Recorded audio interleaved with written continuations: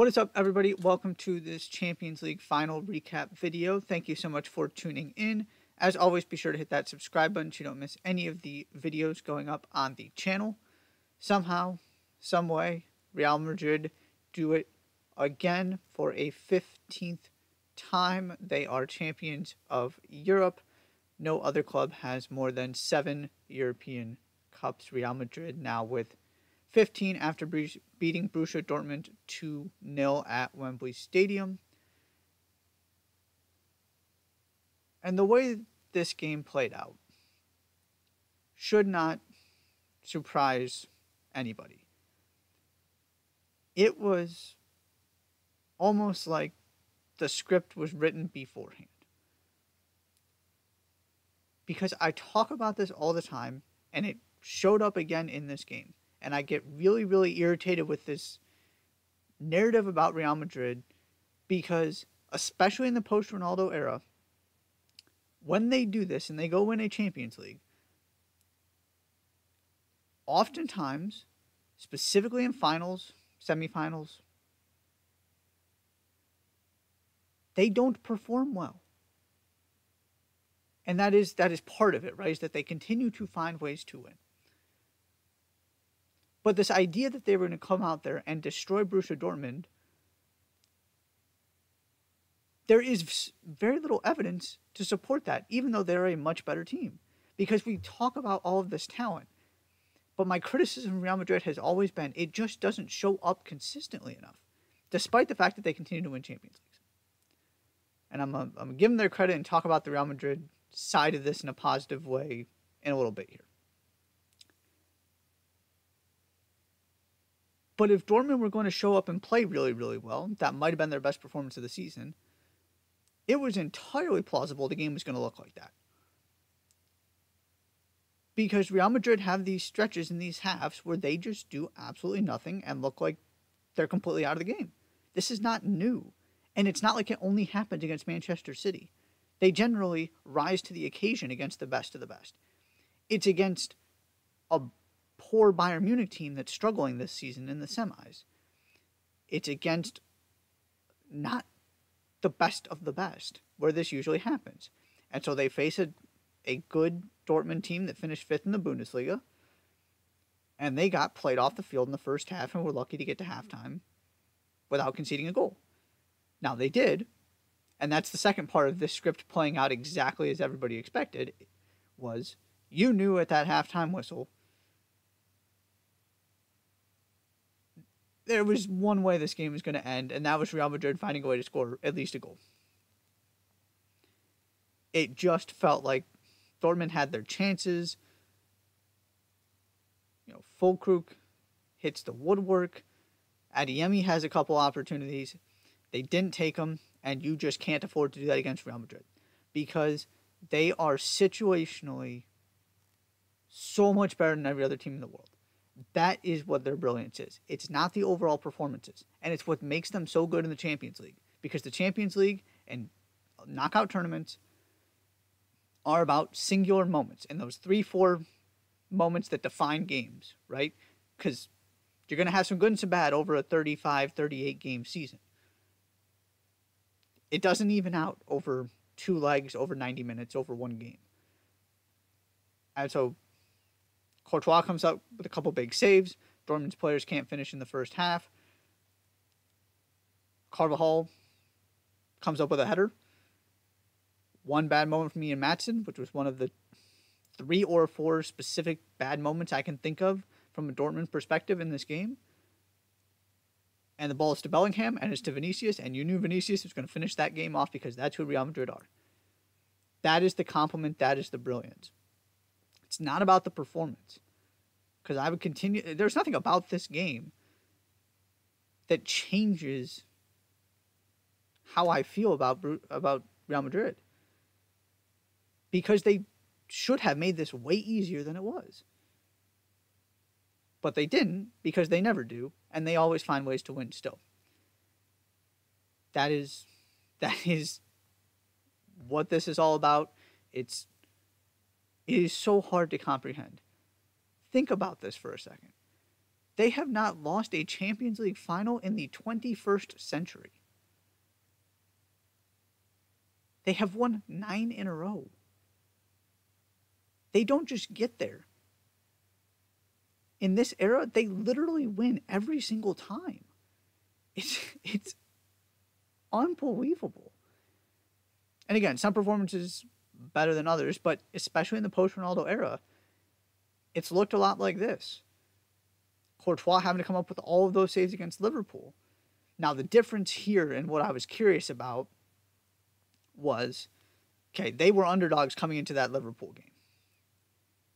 You're never going to bet against Real Madrid in the Champions League, but that Liverpool team was way better than this Dortmund team. And in the game, when Real Madrid should have been able to control from start to finish and impose their will, they got crushed in the first half. Found a way to win.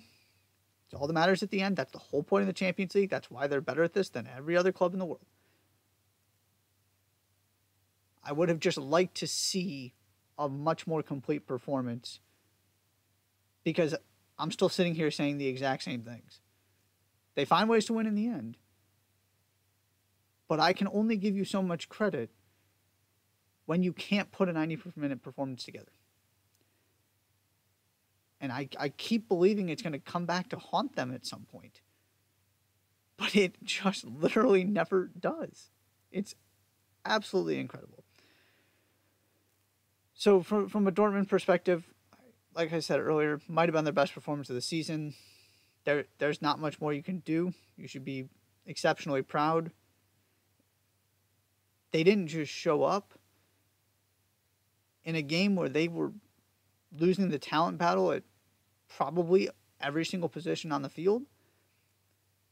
Their wingers outplayed Real Madrid's front two.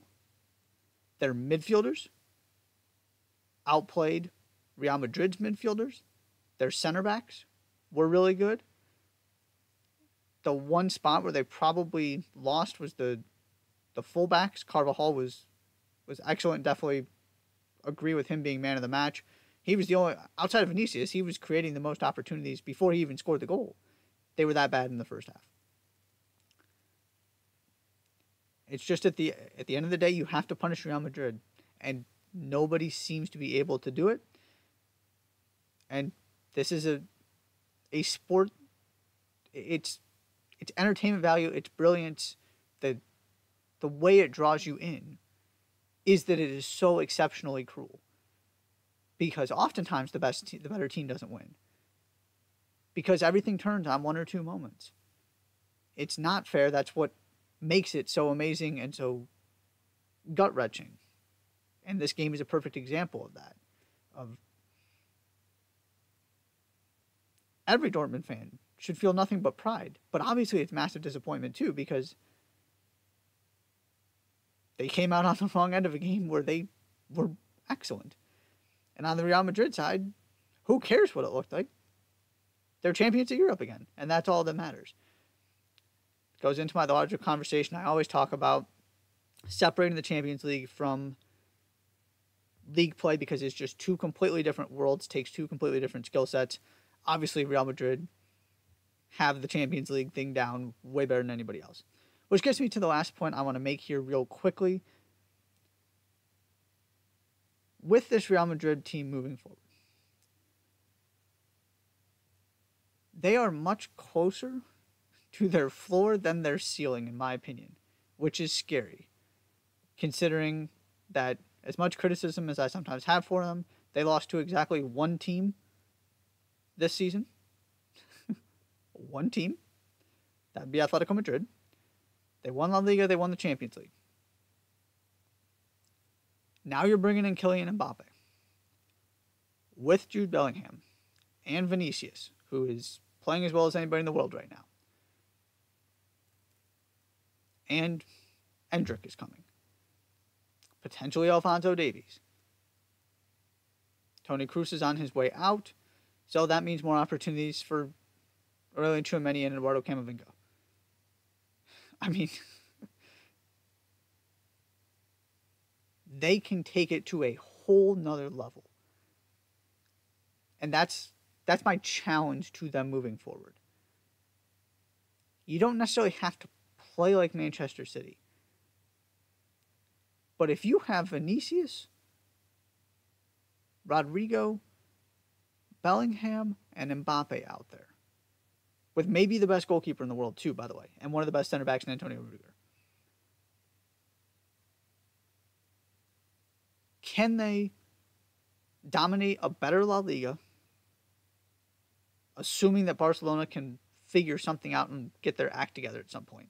Because I can only give you so much credit for winning this La Liga when there was just nobody there capable of competing with you. But they got the job done, something they didn't do last season, so you got to give them credit for that. But can they put together a comprehensive season where there aren't so many... It's not just they're going to find some way, I don't know how. Can they just look like the best team in the world from start to finish? In the most simplest forms, that's my challenge. Right? There's this difference that even when Manchester City lose, as they often do in the Champions League, because they've only won it once, you ask anybody who the best team in the world is, and they're still probably going to say Manchester City. It doesn't matter how many times Real Madrid win the Champions League, because optics matter. With the talent that they are accruing here, assuming that Mbappe becomes official here, and I have no reason to believe that it's not, they were just waiting for this to be done. They'll get the celebration taken care of, and then they're going to announce Mbappe. Can they take the next step and be much more convincing while continuing to do what they're already doing? Can they go win 5 straight La Ligas? Can they go dominate a Champions League? And it's not going to be perfect from start to finish. When you face a Manchester City, when you face a Bayern Munich potential, there's going to be PSG. There's certainly going to be challenges along the way. I'm not saying they need to beat everybody 5-1 on aggregate. But they get outplayed for large stretches. And the best team in the world, that just doesn't happen to. I'm curious to see if they can evolve in that way and just be much more convincing, because that's the only thing they have left to prove, if you want to say they have something to prove. They know how to win this competition time and time again. And the final point I'll make here on kind of that note, the other thing that separates Real Madrid from everybody else, yes, we like to talk about all of their great players and this wealth of talent they have, the Viniciuses of the world, the Ronaldos, the Benzemas, etc. Jude Bellingham now. But Real Madrid have those or Manchester City have those players too. PSG had Mbappe, Neymar, and Messi on the same team. Bayern's had some great teams. Liverpool. And I know some of these teams have won Champions League titles, obviously. But none of them have dominated Europe the way that Real Madrid have in this era. Dominated the Champions League. They'll get one here or there.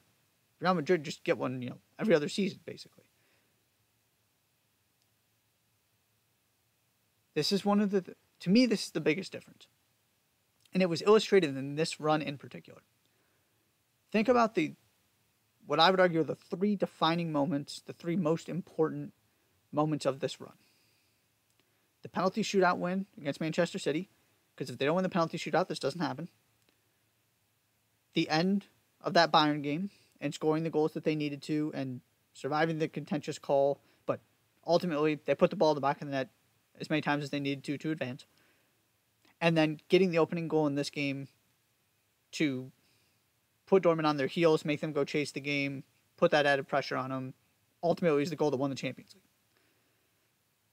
The people at the center of those moments are a backup goalkeeper, a 34-year-old backup striker, and a right back who, by the way, has now tied the record for most appearances and wins in Champions League finals, along with Luka Modric.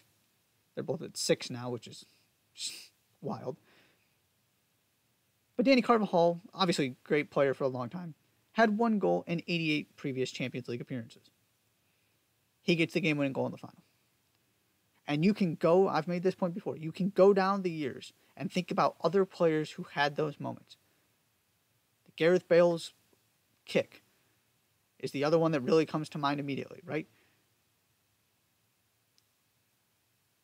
It is and maybe calling Carvajal a role player is sort of unfair because he's been such an important part of that team for so long, but you get my point. And Joselu and Gareth Bale and Lunin in this run were role players.